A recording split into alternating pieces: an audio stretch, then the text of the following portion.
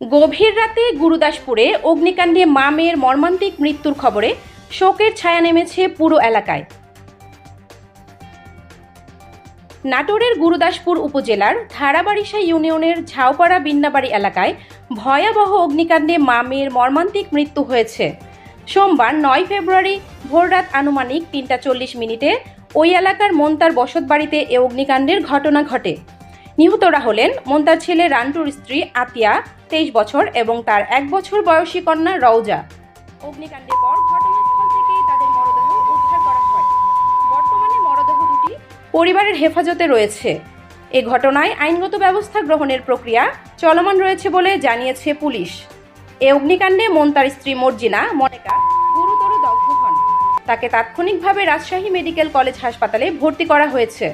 হাসপাতালে তিনি চিকিৎসাধীন রয়েছেন। স্থানীয় সূত্রে জানা যায়, আগুনে মন্তার দুটি এবং তার ছেলে মিন্টুর দুটি ঘর সহ মোট 4টি বসত ঘর সম্পূর্ণভাবে পুড়ে যায়।